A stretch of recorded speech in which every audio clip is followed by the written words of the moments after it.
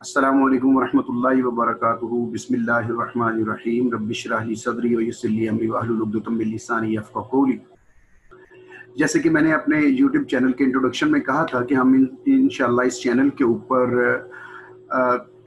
Physics जो है कुरान के अंदर उसको डिस्कस करेंगे। तो उसी हवाले से आज मैंने जो पहला टॉपिक चूज़ किया है वो है टेलीपोर्टेशन। टेलीपोर्टेशन फिज़िक्स में क्या है, कैसे होती है और कुरान में कहाँ पर है और कैसे की जाती है, इसके मुतालिक इंशाअल्लाह हम आज के लेक्चर में सुनेंगे, आज की टॉक में सुनेंगे। इस टॉक का जो लेआउट है वो है कि सबसे पहले हम इंट्रोडक्शन में मतलब टेलीपोर्टेशन से का इंट्रोडक्शन होगा, उसके बाद टेलीपोर्टेशन जो है उसके मुतालिक नॉन टेक्निकली समझेंगे और उसके बाद क्लासिकल टेलीपोर्टेशन क्या होती है, लोग क्लासिकली टेलीपोर्टेशन को क्या समझते थे और आज जो है उसको हम क्या समझते हैं। फिर इस टेलीपोर्टेशन को फिक्शंस में, कहानियों में, फिल्मों में कैसे यूज़ किया गया और इसका कॉन्सेप्ट कैसे यूज़ किया जाता है, इसके ऊपर बात करेंगे। उसके बाद फिर जो क्वांटम टेलीपोर्टेशन है, जो फिजिक्स में जो की जाती है, क्वांटम कंप्यूटिंग में यूज़ होती है, उसके ऊपर बात करेंगे। और सबसे आखिर में जो आज का हमारा टॉपिक है कि टेलीपोर्टेशन इन कुरान, उसके मुतालिक बात करेंगे। चलिए आगे चलते हैं। पहली बात यह है कि जो टेलीपोर्टेशन के इंट्रोडक्शन में कि टेलीपोर्टेशन को जब डिफाइन किया गया कि मतलब ये है कोई ऐसा हाइपोथेटिकल, एक फर्जी हमारे पास फिनोमिना है, फिजिकल फिनोमिना है, जिसमें मटेरियल ऑब्जेक्ट्स को मूव किया जाता है एक जगह से दूसरी जगह और फिर उनके दरमियान जो स्पेस है उसको मूव नहीं करवाया जाता। ये बात जो डॉक्यूमेंटेशन में 1878 में हुई, लेकिन इसको 1931 में पहली दफा अमेरिकन राइटर जो था, जो चार्ल्स फोर्ड था, उसने अपने एक नॉवल के अंदर यानी इसको यूज किया और उसने चीजों की अपीयरेंस और सडन डिसअपीयरेंस के हवाले से बात की और इसको उसने टेलीपोर्ट कहा कि चीजों को टेलीपोर्ट किया जाता है। अब ये जो टेलीपोर्ट है ये ग्रीक लेटर है। ग्रीक लेटर, इसका जो पहला पार्ट है वो है टेली। टेली जो है ना, ये ग्रीक प्रीफिक्स है, इसका मतलब है रिमोट। और दूसरा जो इसका पार्ट है वो लिया गया है पोर्ट्रेट से। पोर्ट्रेट जो है ये इसका वर्ब है, लैटिन का वर्ब है और इसका मतलब है टू कैरी। तो टोटल जो टेलीपोर्टेशन जो है, टेलीपोर्ट जो लफ्ज बनाया गया है, इसका असल में मतलब ये है कि चीजों को एक जगह से दूसरी जगह मूव करवाना। तो इसका जो पहली दफा फॉर्मली ये बुक में ये फिनोमिना जो है ये फिक्शन के तौर पे यूज हुआ है 1931 में। उसके बाद साथ साथ जब फिक्शंस में इसको यूज किया गया तो फिर साथ साथ इसके एक और फिनोमिना जो फिजिक्स के अंदर पहले से मौजूद है, उसको कहते हैं टाइम ट्रैवल, उसके साथ इसको जोड़ा गया और जोड़ा जाना भी चाहिए था, क्योंकि ये दोनों टेलीपोर्टेशन और टाइम ट्रैवल जो है ये एक दूसरे के साथ इनकी फिजिक्स जो है वो मिलती जुलती है। इसकी हम बात करेंगे कैसे कि मतलब फिलहाल शुरू में तो ये एक हाइपोथेटिकल फिनोमिना था कि मैटर को या एनर्जी को एक जगह से दूसरी जगह ट्रांसपोर्ट किया जाता था, करने का जो फिनोमिना था, लेकिन किया जाता नहीं था, मतलब ये समझा जाता था कि किया जा सकता है। अच्छा, उसके बाद जब फिक्शंस में इसको यूज किया गया तो ये बहुत मशहूर हुआ कि मतलब क्योंकि ये जादुई काम है कि एक चीज को एक जगह से उठाना और दूसरी जगह पर डाल देना, जो कि रियल वर्ल्ड में इम्पॉसिबल है। अब क्योंकि फिजिक्स इसके ऊपर डेवलप हो रही थी, साइंटिस्ट इसके ऊपर काम कर रहे थे कि टेलीपोर्टेशन फिनोमिना जिसका आइडिया दिया गया है ये जो है ये कैसे इसका मैकेनिज्म क्या है, इसको कैसे यूज किया जा सकता है और प्रैक्टिकली यानी इसको कैसे परफॉर्म किया जा सकता है टेलीपोर्टेशन को। तो शुरू में जब ये आइडिया आया तो लोग ये समझते थे कि मैटर को या एनर्जी को एक जगह से दूसरी जगह ट्रांसपोर्ट करना है faster than velocity of light, यानी एक जगह से दूसरी जगह मूव करवाना है और वेलोसिटी इतनी तेज होनी चाहिए कि वेलोसिटी ऑफ लाइट से ज्यादा हो, और ना सिर्फ ज्यादा हो बल्कि क्लासिकली ये कहा जाता था कि ये इन्फिनिट वेलोसिटी के साथ हो। मतलब एक जगह पर जो ही एक वाकया पेश आए उसी वक्त दूसरी जगह पर उसकी खबर हो जाए। जिस तरह मैं इस बात को यूं भी बयान कर सकता हूं कि फर्ज करें इस एग्जांपल से कि क्लासिकल फिजिक्स ये कहती थी कि अगर सूरज बुझ जाए, किसी पॉइंट पर किसी वक्त पर सूरज बुझ जाए, तो उसके बुझते ही जिस लम्हे वो बुझता है उसी लम्हे हमें जमीन पर खबर हो जाएगी कि सूरज बुझ गया है, क्योंकि उससे जो सिग्नल आ रहे थे उनकी वेलोसिटी, क्योंकि अगर हम ये समझे तो वेलोसिटी इन्फिनिट होगी क्योंकि वो एकदम हम पर उसी वक्त हमारे पास पहुंच जाएंगे। सो ये हमें आइडिया इससे होगा कि इसका मतलब है वेलोसिटी ऑफ लाइट जो है वो तो इन्फिनिट है। तो क्लासिकल मैकेनिक्स जो है या क्लासिकल टेलीपोर्टेशन जो है उसके अंदर जो है ना वेलोसिटी ऑफ लाइट जो है उसको इन्फिनिट कंसीडर किया जाता था। क्लासिकल फिजिक्स में ऐसे ही है, लेकिन जो मॉडर्न फिजिक्स है उसमें ऐसा नहीं है। जो मॉडर्न फिजिक्स है, क्योंकि रिलेटिविटी जो आइंस्टाइन की है, स्पेशल रिलेटिविटी, उसके अंदर उसने इस बात को एक्सप्लेन किया कि जो लाइट की वेलोसिटी है ये इन्फिनिट नहीं है बल्कि 3 × 10⁸ मीटर्स पर सेकेंड है। यानी जमीन के गिर्द एक सेकेंड में रोशनी जो है 6 चक्कर लगा सकती है, इतनी तेज वेलोसिटी है इसकी, लेकिन इन्फिनिट नहीं है, इन्फिनिट नहीं है। यानी अगर सूरज बुझ जाए तो हमें 8 मिनट बाद पता चलेगा कि सूरज बुझ गया है। तो इस लिहाज से क्लासिकली जो है वो कॉन्सेप्ट जो है वो दुरुस्त नहीं था कि वेलोसिटी ऑफ लाइट इन्फिनिट ही है और हम जो ही सूरज बुझेगा हमें पता चल जाएगा, ऐसा नहीं है। बल्कि जो रिलेटिविस्टिक मैकेनिक्स है, मॉडर्न फिजिक्स है, उसके लिहाज से हमें वाकई, क्योंकि वेलोसिटी जो है लाइट की वो 3 × 10⁸ मीटर पर सेकेंड है और बहुत सारे एक्सपेरिमेंट्स के साथ इसको मेजर भी किया गया है। इसकी बहुत हद तक, यानी माइकलसन और माइकलसन मोरले एक्सपेरिमेंट जो था उसमें इसको हाई एक्यूरेसी तक जो है ना वेलोसिटी ऑफ लाइट को मेजर किया गया और वो ये 3 × 10⁸ मीटर पर सेकेंड अप्रोक्सीमेटली। तो सूरज जो है वो हमें जब बुझ जाएगा तो 8 मिनट के बाद पता चलेगा कि सूरज बुझ गया है।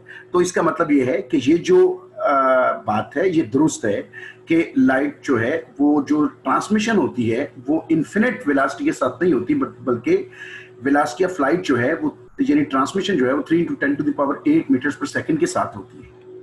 अच्छा, इस बात को मैं अब आपको बयान करने लगा हूं कि फिजिक्स की बहुत सारी बुक्स के अंदर ये बात डिस्कशन में है, साइंसदानों ने बहुत ज्यादा इसके ऊपर लिखा है, और ये जो मैंने अभी आपको बात बताई है क्लासिकल और मॉडर्न फिजिक्स की, यहां पर मैं एक एग्जांपल दे रहा हूं। ये एक बुक है the classical theory of the fields, ये लिखी है लैंडाओ ने, और उनके एक शागिर्द थे लिफशिट्ज, उनके एक शागिर्द थे। ठीक है जी, इन दोनों ने मिलकर ये बुक लिखी।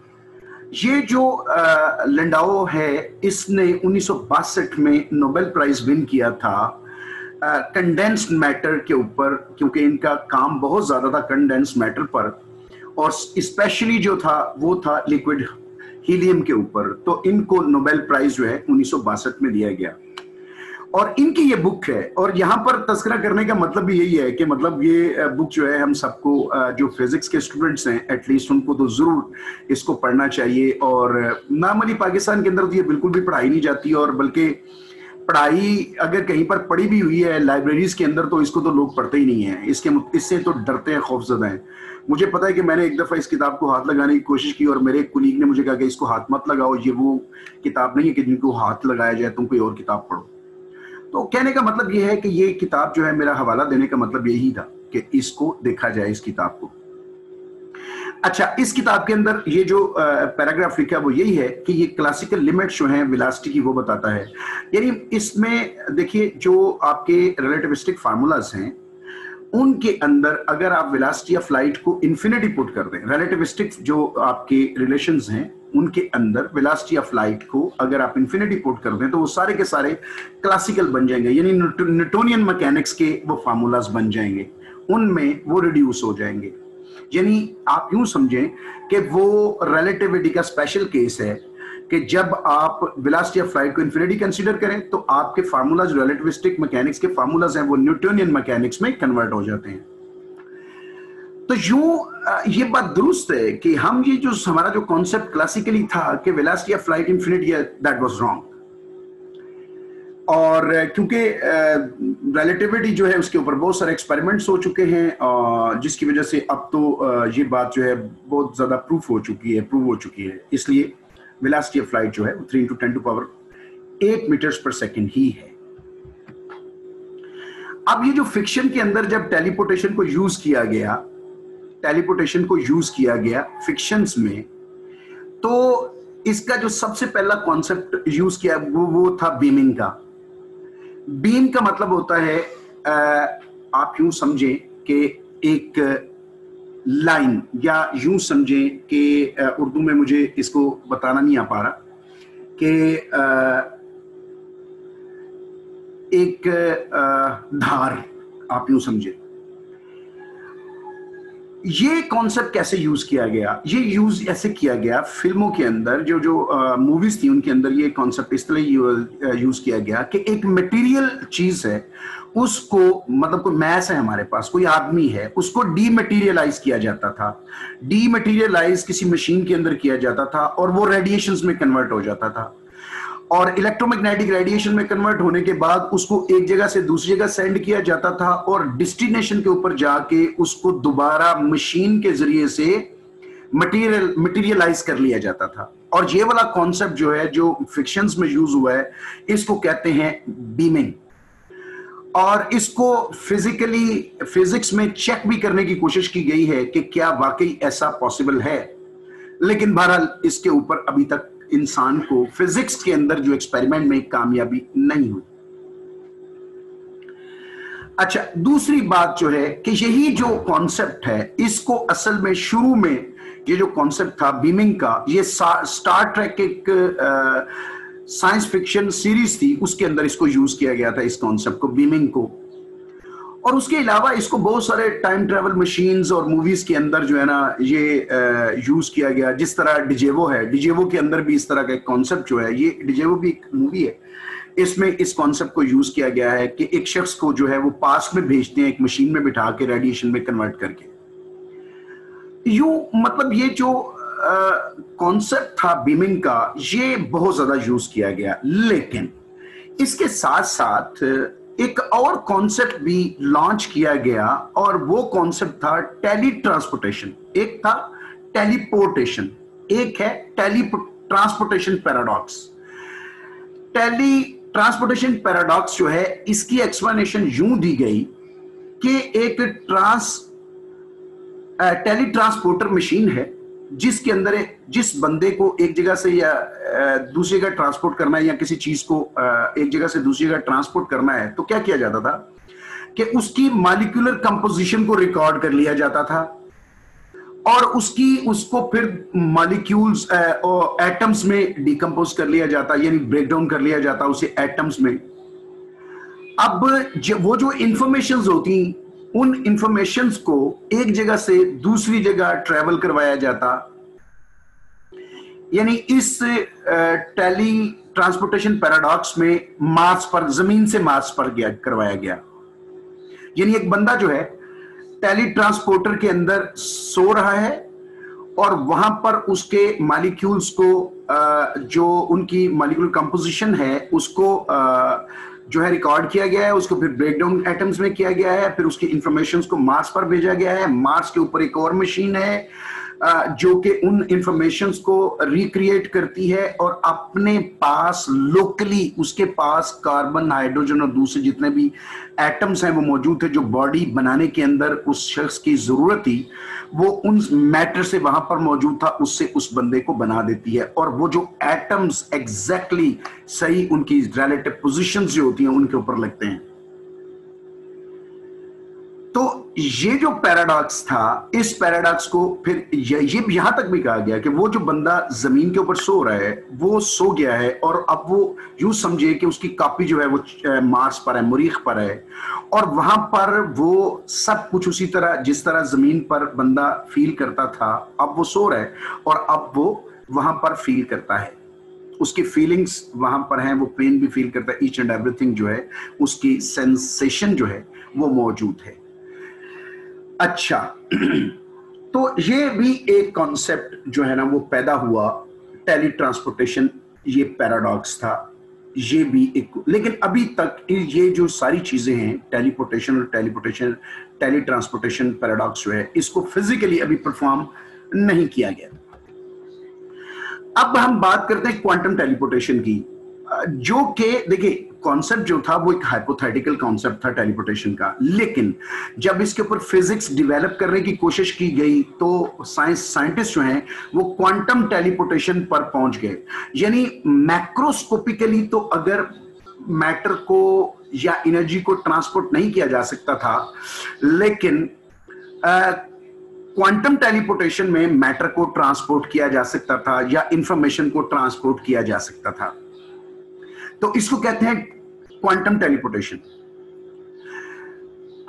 अब मैं थोड़ी सी बात करता हूं कि फिजिकल इंफॉर्मेशन जो है ना वो क्या होती है। किसी सिस्टम के मुतालिक जो इंफॉर्मेशन होती हैं उसके मुतालिक उसका मतलब फॉर एग्जांपल, मतलब मैं समझाने की बात देसी जबान में करता हूं कि एक बॉडी है, उसका टेम्परेचर कितना है, उसका वॉल्यूम कितना है, उसके एटम्स कितने हैं, ये जो इंफॉर्मेशन हैं ये सारी, उसकी डेंसिटी कितनी है, उसका यानी मैस कितना है, वगैरह वगैरह, ये सारी चीजें ये उसकी फिजिकल इंफॉर्मेशन है।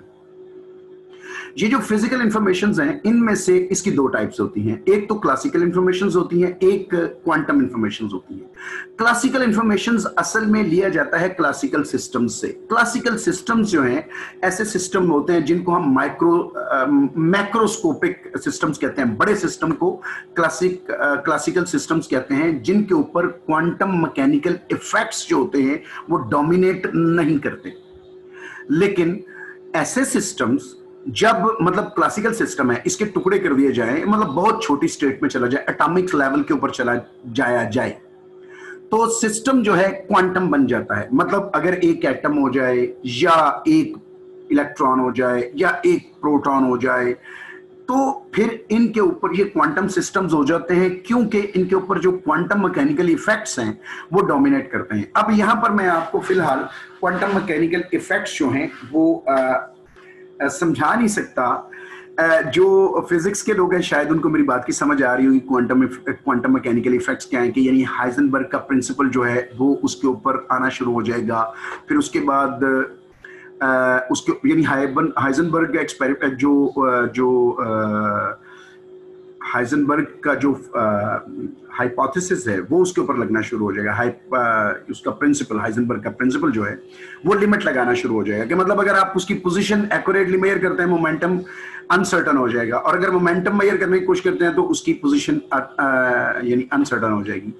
या फिर यानी जो डी ब्रॉगली की वेव है, मैटर वेव है, वो अटैच हो जाती है यानी इसके ऊपर एटॉमिक लेवल के ऊपर, लेकिन मैक्रोस्कोपिक लेवल के ऊपर वो जो है वो ऑब्जर्वेबल नहीं होती। वो जो मैटर वेव है सबके साथ ही अटैच होती है, हर ऑब्जेक्ट के साथ, लेकिन क्लासिकल सिस्टम जो मैक्रोस्कोपिक है उनके साथ वो ऑब्जर्वेबल नहीं होती। लेकिन जब ये क्वांटम सिस्टम्स आते हैं एटॉमिक लेवल पर, तो उसके ऊपर वो जाहिर होना शुरू हो जाती है, जिसकी वजह से हम ये कहते हैं कि जो क्वांटम सिस्टम्स हैं उनके ऊपर क्वांटम मैकेनिकल इफेक्ट्स जो हैं वो डोमिनेट करना शुरू कर देते हैं। तो ऐसे सिस्टम्स को क्वांटम मैकेनिकल सिस्टम्स कहा जाता है। बहुत छोटे, हालांकि ये आंखों से नजर नहीं आते, लेकिन इनकी मेजरमेंट्स हो सकती हैं इन तमाम इफेक्ट्स की। अच्छा, तो मेरा ख्याल है मैं आपको बता पाया हूं कि क्लासिकल इंफॉर्मेशन और क्वांटम मैकेनिकल इंफॉर्मेशन में क्या फर्क है। I think so. अच्छा, उसके बाद अब ये जो क्वांटम मैकेनिकल इफेक्ट्स हैं, ये जो क्वांटम मैकेनिकल टेलीपोर्टेशन है, यानी क्वांटम टेलीपोर्टेशन जिसको कहते हैं, असल में ये कॉन्सेप्ट डेवलप कहां से हुआ? ये कॉन्सेप्ट डेवलप हुआ कि आइंस्टाइन की एक टॉक हुई या डायलॉग हुआ बोहर के साथ। और ये टाइम था 1927 से लेके 1934 के दरमियान, मेरा ख्याल है 1934 था, I think so, most probably यही था। तो उसमें क्योंकि आइंस्टाइन जो है वो क्वांटम मैकेनिकल इफेक्ट्स की जो दुनिया थी उसको रियल दुनिया नहीं समझता था। वो ये कहता था कि ये जो क्वांटम मैकेनिकल इफेक्ट्स हैं ये रियलिस्टिक नहीं हो सकते, यानी फिजिकल वर्ल्ड में इनकी एग्जिस्टेंस नहीं है। हाँ, आप इल्म के हद तक तो इनको समझ सकते हैं, लेकिन फिजिकली अगर आप कहें कि दुनिया में ऐसा होता है तो ऐसा मुमकिन नहीं है। इसकी एक एग्जांपल मैं आपको समझाता हूं कि एक इफेक्ट होता है, यानी मतलब आप एक घर के अंदर मौजूद हैं, ठीक है, और क्लासिकल मैकेनिक्स ये कहती है कि आप 100% उसी घर में मौजूद हैं, लेकिन क्वांटम मैकेनिक्स जो है वो ये कहती है कि नहीं, आप 100% उस घर के अंदर मौजूद नहीं हैं। आपका कुछ हिस्सा, वो कितने भी परसेंट है, चाहे वो कितना ही थोड़ा परसेंट हो, वो उस घर से बाहर भी है। यानी आप, ऐसा नहीं है, फर्ज करें आप घर के अंदर बैठे हुए हैं, तो ऐसा नहीं है कि आप सिर्फ घर के अंदर ही आपको फील किया जाए, यानी you can be felt outside the home even. तो ये क्वांटम मैकेनिकल इफेक्ट्स हैं जिसको आइंस्टाइन जो है वो नहीं मानता था कि नहीं ये पॉसिबल नहीं है, मैं इसको नहीं मानता। तो इस तरह की कोई डिस्कशन हुई, बड़ी ज़ख़ीम डिस्कशन थी बोहर के साथ आइंस्टाइन की। उसके नतीजे में आइंस्टाइन ने अपने दो साथियों के साथ मिलकर एक पेपर पब्लिश किया जिसको कहते हैं ईपीआर पैराडॉक्स। उसके अंदर ना, उस पेपर के अंदर उसने ईपीआर पैराडॉक्स को डिस्कस किया, और ईपीआर पैराडॉक्स के डिस्कस करने से एक नया जो इफेक्ट है, जो एक नया इफेक्ट जो है उस पेपर के अंदर डिस्कस हुआ, जिसे कहते हैं क्वांटम इंटेंगलमेंट। ठीक है, इंटेंगलमेंट जो है ये एक ऐसा अमल है कि दो ऑब्जेक्ट्स हैं दूर दूर पड़ी हुई, और उनके दरमियान इंफॉर्मेशन को सेंड करना, टेलीपोर्ट करना, उन इंटेंगल्ड पार्टिकल्स के दरमियान, अगर वो पार्टिकल्स इंटेंगल्ड हैं तो उनके दरमियान जो है वो इंफॉर्मेशन को वो सेंड करते थे with the velocity of light. तो सिग्नल जो है एक जगह से दूसरी जगह ट्रांसपोर्ट होता था, और ये प्रैक्टिकली एक्सपेरिमेंटली किया भी गया है। मैं इस पैरे को आपको पढ़ के दिखाता हूं। Quantum teleportation involves two distinct entangled particle in which the state of A third particle instantly teleports its state to the two entangled particles। दो entangled particle के दरमियान एक तीसरे entangled particle की कोई इंफॉर्मेशन, आप समझे ना, कि उस इंफॉर्मेशन को सेंड किया जाता था, और वो जो है इंफॉर्मेशन जो है उसको कहते हैं क्वांटम टेलीपोर्टेशन। वो इंफॉर्मेशन एक जगह से दूसरी जगह पहुंचती है with the velocity of light. इससे एक कॉन्सेप्ट डेवलप हुआ, क्वांटम कंप्यूटिंग का कॉन्सेप्ट डेवलप हुआ कि क्वांटम कंप्यूटिंग की जा सकती है, जो कि बहुत फास्ट होगी। ये जो हमारे क्लासिकल कंप्यूटर्स हैं, जो मॉडर्न कंप्यूटर्स हैं, इनमें अगर क्वांटम कंप्यूटिंग इस्तेमाल की जाए तो ये तो बहुत फास्ट हो जाएंगे, इनके अंदर कम्युनिकेशन बहुत फास्ट हो जाएगी कि हम तो जो प्रोसेसिंग है बहुत फास्ट कर पाएंगे। तो लेकिन ये तभी पॉसिबल है अगर क्वांटम टेलीपोर्टेशन हो। क्वांटम टेलीपोर्टेशन की मेरे ख्याल में आपको समझ आई है, मैं इसको दोबारा आपके सामने पेश करता हूं, आपको समझ आएगी। क्वांटम टेलीपोर्टेशन जो है ना, ये एक ऐसा प्रोसेस है जिसमें क्वांटम इंफॉर्मेशन को, यानी जो फोटॉन्स होते हैं, उनको एक जगह से दूसरी जगह ट्रांसपोर्ट किया जाता है दो सिस्टम्स के दरमियान। यानी दो सिस्टम्स हैं, यानी क्वांटम सिस्टम्स हैं, क्वांटम मैकेनिकल सिस्टम्स हैं, इंटेंगल्ड पार्टिकल्स जिनको कहते हैं, उनके दरमियान क्वांटम इंफॉर्मेशन को with the velocity of light share किया जाता था, और एक जो है वो दूसरे की लैंग्वेज समझता है, और with the velocity of light जो है ना वो एक्सचेंज करते हैं इंफॉर्मेशन को। तो ये है क्वांटम टेलीपोर्टेशन जो 110% पॉसिबल है, जिसके ऊपर क्वांटम कंप्यूटिंग हो भी रही है। ना सिर्फ ये, उसके बाद लोगों ने इसके ऊपर, क्योंकि फोटॉन्स को जो है, वो फोटॉन जो है ना, ये एनर्जी का पार्टिकल होता है, ये जो इलेक्ट्रोमैग्नेटिक रेडिएशंस होती है, इनके पार्टिकल्स को फोटॉन कहते हैं। तो फोटॉन्स जो हैं, इनको जब टेलीपोर्ट किया गया, ठीक है जी, तो सोचा ये गया कि अगर फोटॉन टेलीपोर्ट हो सकता है तो इलेक्ट्रॉन टेलीपोर्ट क्यों नहीं हो सकता। तो इसके ऊपर वर्किंग शुरू हुई। तो आखिरकार साइंटिस्ट जो थे वो इस बात में कामयाब हो गए कि उन्होंने इलेक्ट्रॉन्स को ये टेबल टॉप के ऊपर टेलीपोर्ट कर लिया। ना सिर्फ फोटॉन्स को टेलीपोर्ट किया बल्कि इलेक्ट्रॉन्स को टेलीपोर्ट कर लिया। तो इस तरह, क्योंकि इलेक्ट्रॉन भी एक क्वांटम सिस्टम है, तो वो उसको क्वांटम मैकेनिकली ट्रांसपोर्ट किया गया। ना सिर्फ फोटॉन्स को किया जाता, जिस तरह के इंफॉर्मेशन की बात कर रहे हैं, इलेक्ट्रॉन्स को किया जाता था। यानी आप यूं समझे, ऐसे होता था कि अगर एक टेबल आपके पास तो है, उसके दरमियान दो पॉइंट्स हैं, 1 मीटर दूर हैं दो पॉइंट्स।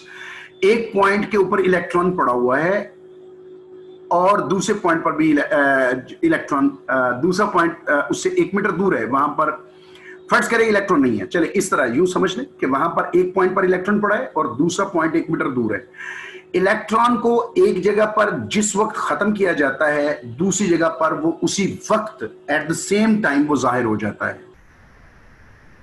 तो इस तरह विद वेलोसिटी ऑफ लाइट जो है वो ऐसे समझा गया कि इलेक्ट्रॉन को एक जगह से दूसरी जगह ट्रांसपोर्ट कर लिया गया है। अब अगर मैं ज्यादा साइंटिफिक लैंग्वेज में बोलूं तो जो उसकी क्वांटम नंबर्स हैं एक इलेक्ट्रॉन के, जब वो एक जगह पर डिसअपियर होता है तो दूसरी जगह पर वो अपीयर हो जाता है with the same quantum state, यानी क्वांटम नंबर्स उसके वही होते हैं उस इलेक्ट्रॉन के। ठीक है जी। तो यूं जो है एक इलेक्ट्रॉन को एक इलेक्ट्रॉन को एक जगह से दूसरी जगह टेलीपोर्ट किया जाता है। लेकिन क्वांटम कंप्यूटेशन में, क्वांटम कंप्यूटिंग में, यानी जहां पर अगर हम उसको, वहां पर कम्युनिकेशन होती है, वहां पर यानी सिग्नल्स को ट्रांसपोर्ट किया जाता है। ठीक है जी। यानी क्वांटम टेलीपोर्टेशन में वहां पर फोटॉन ट्रांसपोर्ट होता है। ठीक है जी। तो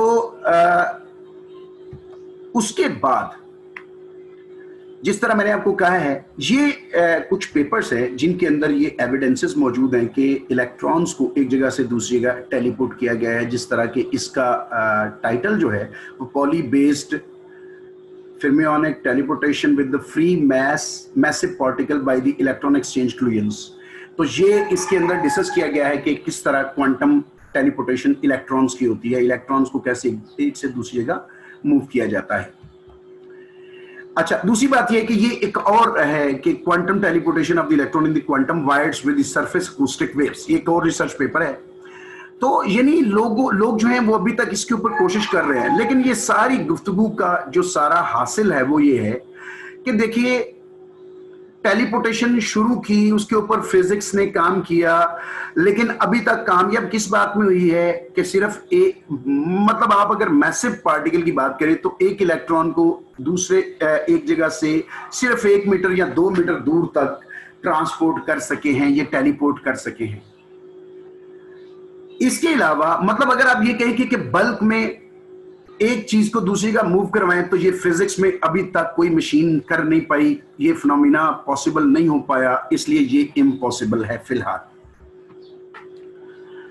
तो इसका मतलब ये हुआ कि फिजिक्स देखिए इतनी एडवांस हो चुकी है, लेकिन इवन देन ये जो टेलीपोर्टेशन फिनोमिना है ये अभी कहां तक फंसा हुआ है कि एक इलेक्ट्रॉन को दूसरे जगह, एक इलेक्ट्रॉन को 1 या 2 मीटर दूर तक इसको टेलीपोर्ट किया जा सका है, क्योंकि ये मटेरियल पार्टिकल है। सो अगर फिजिक्स इतनी एडवांस है तो आप फिजिक्स की मजबूरी भी समझ सकते हैं कि देखिए फिजिक्स मजबूर कितनी है।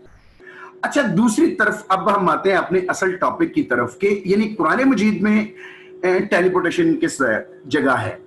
पहली बात तो यह, मेरे ख्याल में आप सब लोगों को यह बात समझ आ गई है कि टेलीपोर्टेशन असल में है क्या, कि मैटर को एक जगह से दूसरी जगह मूव करवाना, लेकिन with the velocity of light. ठीक है जी, किसको मूव करवाना। चलिए, तो ये इसको कहते हैं टेलीपोर्टेशन, जिसमें फिजिक्स अभी कामयाब नहीं हुई। अच्छा, दूसरी तरफ आप कुरान में वाकया पढ़ते हैं जो बड़ा इंटरेस्टिंग वाकया है।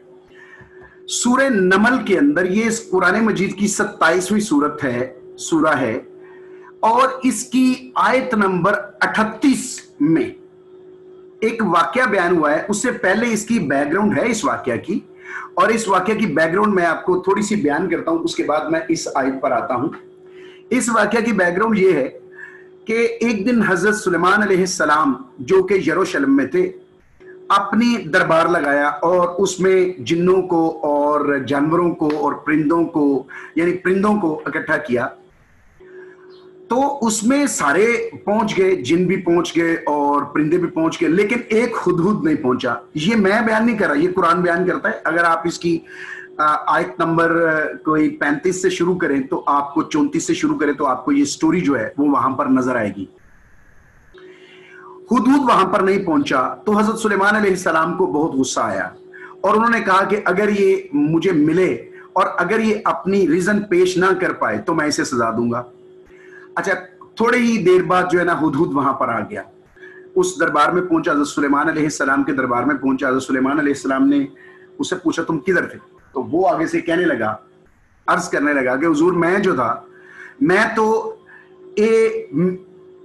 यमन में था।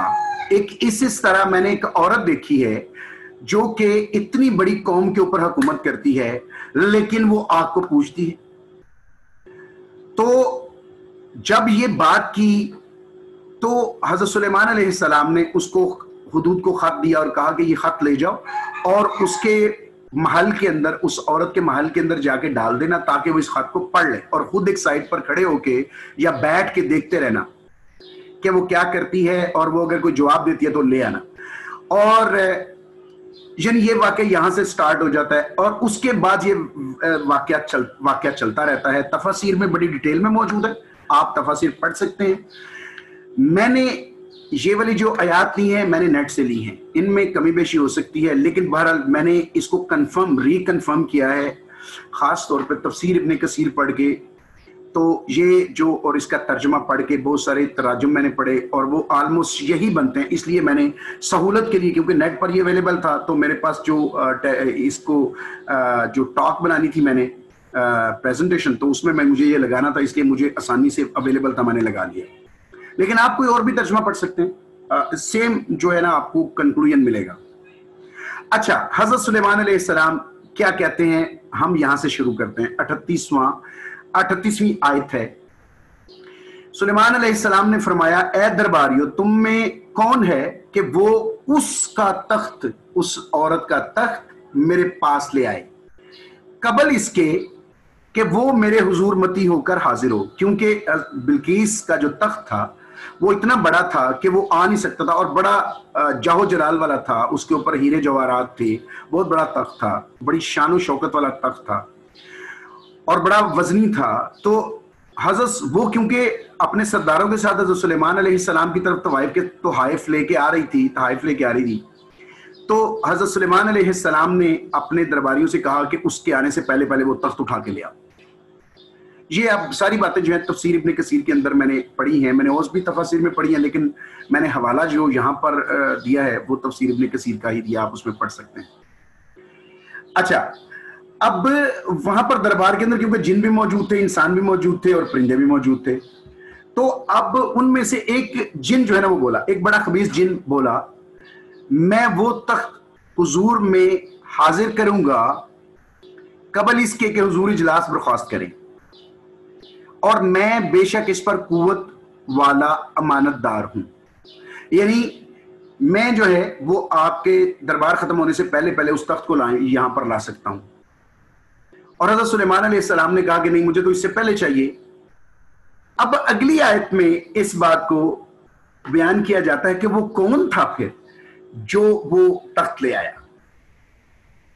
अगली आयत है 40वीं आयत, इसमें अल्लाह ताला इरशाद फरमाता है कि उसने अर्ज की जिसके पास किताब का इल्म था। वहां पर एक बंदा मौजूद था जिसके पास किताब का इल्म था। उसने कहा, जी हुजूर, मैं इसे हुजूर में हाजिर कर दूंगा एक पल मारने से पहले। यानी आपकी आंख बंद होकर खुलेगी नहीं, तख्त आपके सामने होगा, मैं इतनी जल्दी ला सकता हूं। फिर जब सुलेमान अलैहिस्सलाम ने इस तख्त को अपने पास रखा देखा, कहा यह मेरे रब के फजल से है ताकि मुझे आजमाए कि मैं शुक्र करता हूं या नाशुक्री। और जो शुक्र करे वो अपने भले को शुक्र करता है और जो नाशुक्री करे तो मेरा रब बेपरवाह है, सब खूबियों वाला। अच्छा, इस पूरे वाकया में बात समझ क्या आ रही है? टेलीपोर्टेशन हो रही है किसकी? तख्त की। तख्त कितना बड़ा है इसके साइज के मुतालिक भी तफासिर में मौजूद है, बहुत बड़ा साइज था इसका।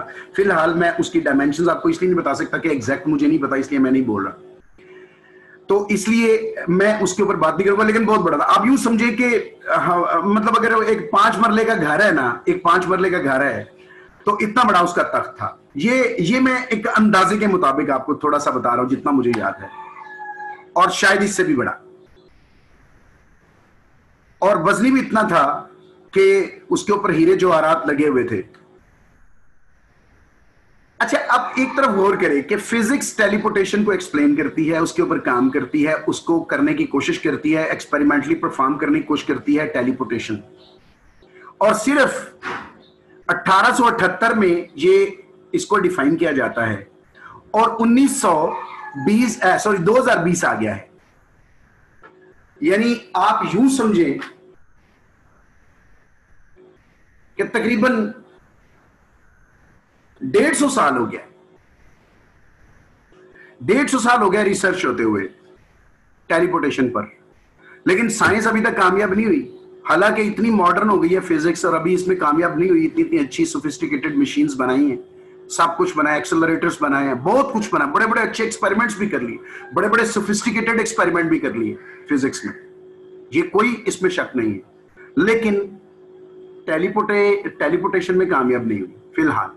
ये बहुत सारे ऐसे फिनोमिना है जिनमें अभी फिजिक्स कामयाब नहीं हुई, उनमें से एक फिनोमिना मैं डिस्कस कर रहा हूं, टेलीपोर्टेशन। लेकिन अब अंदाजा लगाएं, एक ऐसा बंदा जो पीएचडी करता है, पोस्ट डॉक करता है, उसके बाद डॉक्टर ऑफ साइंस बनता है, अपनी जिंदगी फिजिक्स में गुजार जाता है, और वो टेलीपोर्टेशन की सिर्फ डेफिनेशन सीखता है, उसको करना नहीं जानता।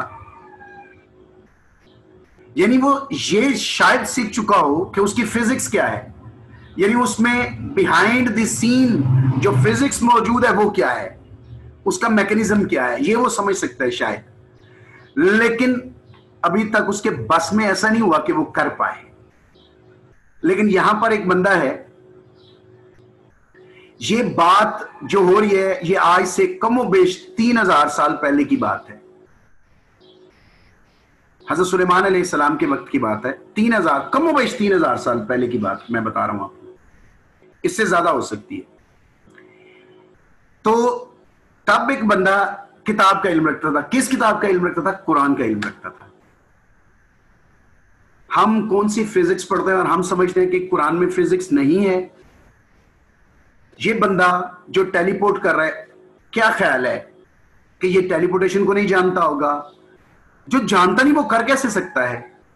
अगर इन्होंने किया तो ये जानते होंगे। तो इसका मतलब ये हुआ कि हम इतने मॉडर्न होने के बाद भी मॉडर्न नहीं है, और अल्लाह जिसको मॉडर्न बनाता है मॉडर्न हुआ है। मॉडर्न जो है ना ये इल्म है, और ये मॉडर्न क्या है, मॉडर्निज्म क्या है? कुरान का, किताब का इल्म है। आप जितना कुरान का इल्म सीखेंगे उतने ज्यादा मॉडर्न होंगे। हम कुछ लोगों का कॉन्सेप्ट यह है कि खुदा न खास्ता, अल्लाह माफ करे, वो ये भी कहते हैं कि कुरान जो है ये तो एक पुरानी 1400 साल पुरानी किताब है, ये तो पुरानी बातें करती है। तो भाई अगर ये पुरानी बातें सिर्फ करती हो तो आप आज मॉडर्न फिजिक्स में टेलीपोर्टेशन, मैंने तो अभी आज पहला फिनोमिना डिस्कस किया है। इंशाल्लाह मैं इसके बाद बहुत सारे फिनोमिना डिस्कस करूंगा जिनमें फिजिक्स अभी तक कामयाब नहीं हुई। लेकिन अल्हम्दुलिल्लाह कुरान जानने वाले लोग जिनके पास अल्लाह ने जिनको इल्म अता किया था वो ऐसा कर सकते हैं।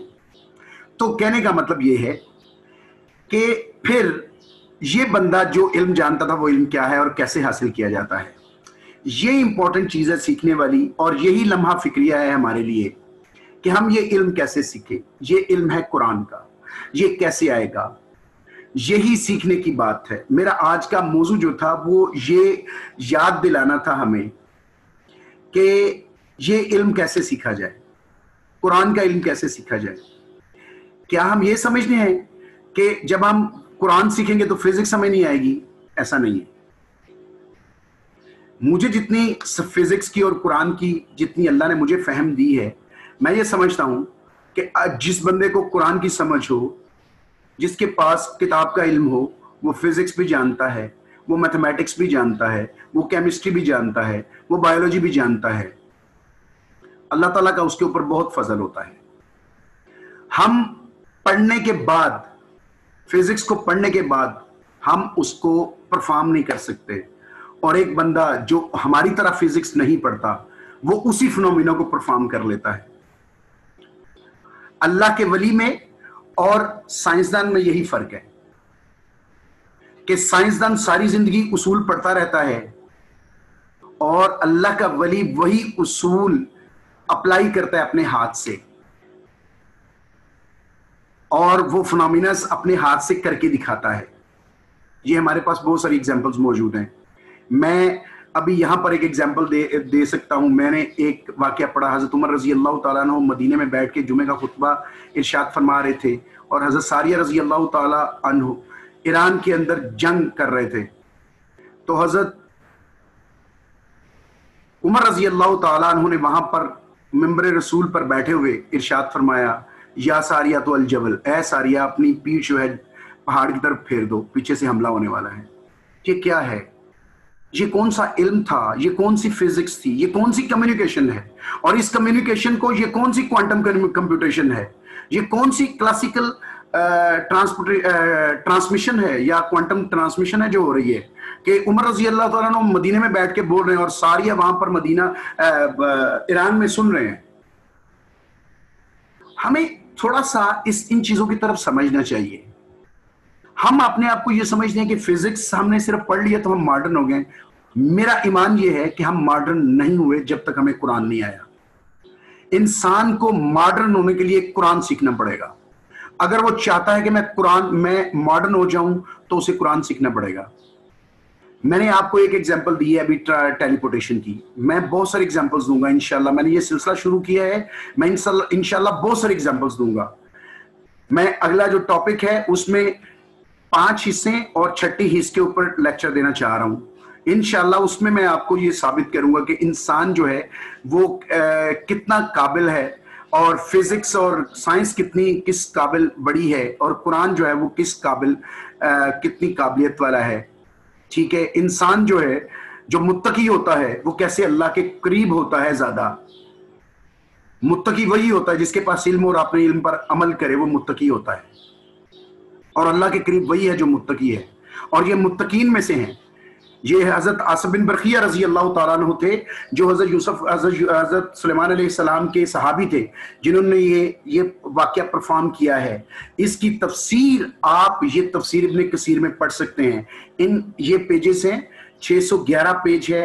मैंने ये किताब है तफसीर इब्न कसीर का 3रा वॉल्यूम है। देखिए, ये जिल्द सोम है, तफसीर इब्न कसीर है, और ये सूरह नमल है, 27वीं सूरा है, और इसकी आयत नंबर ये 40 है जिसका यहां पर तज़किरा हो रहा है। इसमें आप सारी डिटेल पढ़ सकते हैं। ये 3 पेज हैं, आप ये सारी डिटेल पढ़ सकते हैं। और ये टेलीपोर्टेशन, देखिए फिजिक्स कह रही है कि आप एक इलेक्ट्रॉन को जो आपको अपनी आंख से नजर नहीं आता, आप सिर्फ टेबल टॉप पर ट्रांसपोर्ट कर रहे हैं और मुसीबत में पड़े हुए हैं। और यहां पर यमन से बिल्कीस का तख्त जो था, मलका बिल्कीस का जो तख्त था वो यमन में था। हजरत सुलेमान अलैहिस्सलाम यरूशलेम में थे, जो इजराइल है उसके अंदर थे, और वहां से 2000 किलोमीटर का फासला है। मैं आपको गूगल का मैप दिखाता हूं, उसमें 2000 किलोमीटर इन दोनों पॉइंट्स में कमोबेश फासला है, यमन में और यरूशलेम में। और हजरत आसिफ बिन बरखिया रजी अल्लाह ताला ने आंख झपकते हुए, यानी वो तख्त को, इतने बड़े मैस को ट्रांसपोर्ट किया एक जगह से दूसरी जगह।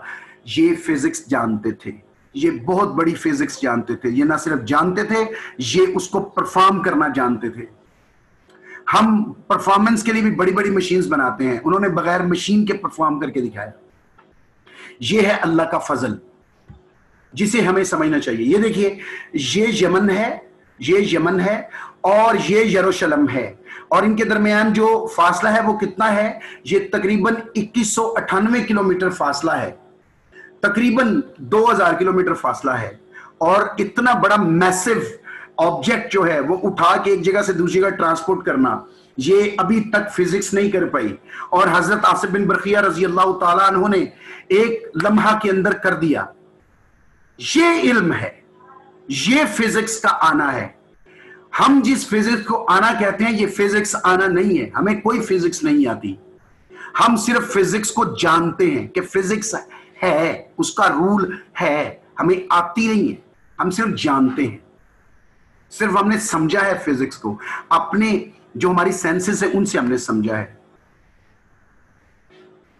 इंशाल्लाह अगले टॉपिक्स के साथ, बहुत इंटरेस्टिंग टॉपिक्स हैं, जिस तरह के आइसोलेशन है कि नमाज के अंदर आइसोलेशन क्या है और फिजिक्स में आइसोलेशन क्या है, न्यूटन का थर्ड लॉ आइसोलेशन बयान करता है, इनके दरमियान हम बात करेंगे। उसके बाद सिक्स सेंस, जो 5 हिस्से हैं जिनका नॉलेज फिजिक्स कहते हैं या साइंस जिसको कहते हैं, और छठी हिस्स क्या है, इसकी डिस्कशन, इसके ऊपर अलग-अलग से इनके लेक्चर्स मैं इंशाल्लाह डिलीवर करूंगा। सिर्फ आप हौसला बढ़ाते रहें, आप इनको सुनते रहिए और कमेंट करते रहिए और इनको रिफाइन करते रहिए, इसमें कमी बेशियां बताते रहिए ताकि इनको मजीद इंप्रूव किया जा सके। इंशाल्लाह अगले लेक्चर में, अगली टॉक में मैं दोबारा हाजिर हूंगा। तब तक के लिए मुझे इजाजत दीजिए। अल्लाह हाफिज।